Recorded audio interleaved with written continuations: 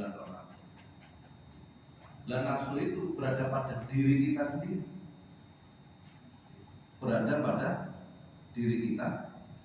Dalam Quran disebut inna nafsa la'ammaratun bisu. Sesungguhnya nafsu itu memerintahkan kita atau mengajak kita bisu untuk menuju pada kejelekan. Ya, jadi kok Ramadan mau melakukan maksiat itu ya karena tinggal satu nafsu itu. Dan nafsu itu paling berat. Coba kan kemarin kami sampaikan, jadi perang paling berat itu bukan perang Uhud, bukan perang Badar, tapi melawan nafsu. Bukan hawa nafsu nih, tapi nafsu, beda ya. Perang melawan itu disebut oleh Rasulullah jihadul akbar, perang yang besar. Perang yang besar, yang mengalahkan dirinya sendiri, mengalahkan kebiasaan dirinya sendiri, melawan kemalasan dirinya sendiri dan lain sebagainya. Itu yang paling besar. Begitu. Jadi ketika bulan Ramadan itu Allah mengutamakan kita. Jadi musuh kita itu sudah dibelenggu, musuh yang dari luar.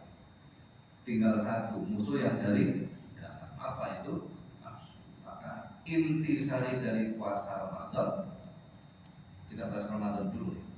Intisari dari puasa Ramadan itu bukan lapar dan haus, tapi mujahadatun nafsi. Ini intinya. Ini intinya. Inti puasa Ramadan, mujahadatun nafsi, berperang melawan nafsunya.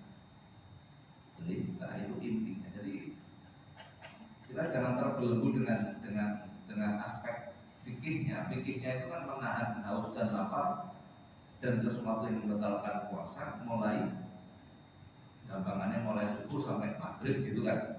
Itu aspek fikihnya. Tapi aspek hakikinya adalah mujahadatul nafsi, berperang melawan nafsu. Jadi satu. Sudah. Jadi orang yang berpuasa sehari di bulan Ramadan, dosanya yang lalu diampuni, dosa yang akan datang juga diampuni. Iya dosa akan datang. Wong durung nglakoni kok wis dingapura. Kan begitu.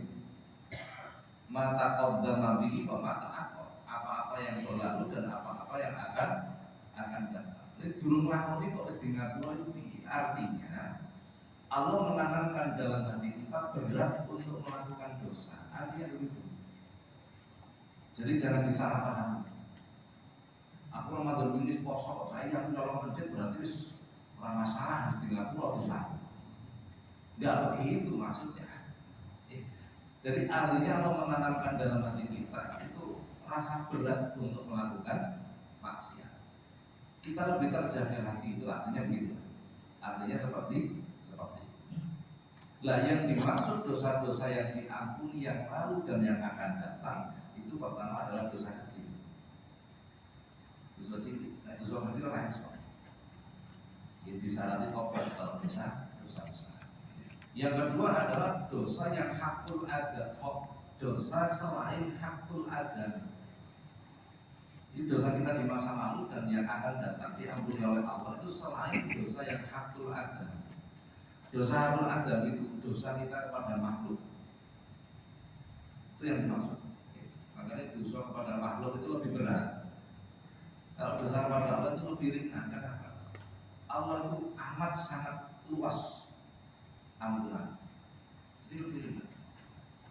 Kalau panjenengan melakukan perintah itu siapa, apapun perintah Allah lakukan, itu pasti pengampunan. Sholat, pengampunan, gitu. Wudu, pengampunan. Sedekah, pengampunan. Puasa, apalagi zikir, pengampunan. Baca Quran, apapun bentuk ibadah. Karena ibadah itu kepada Allah. Dalam hadis Rasulullah menyampaikan, "Fa'adbi sayyi'atal hasanata tamhuha." Apabila kalian melakukan kejelekan, maka ikutilah dengan kebaikan. Maka dosa kejelekan itu akan terhapus dengan kebaikan. Terusan hadis, kelanjutannya hadis. Wa khaliqin nas bi khuluqin hasanin.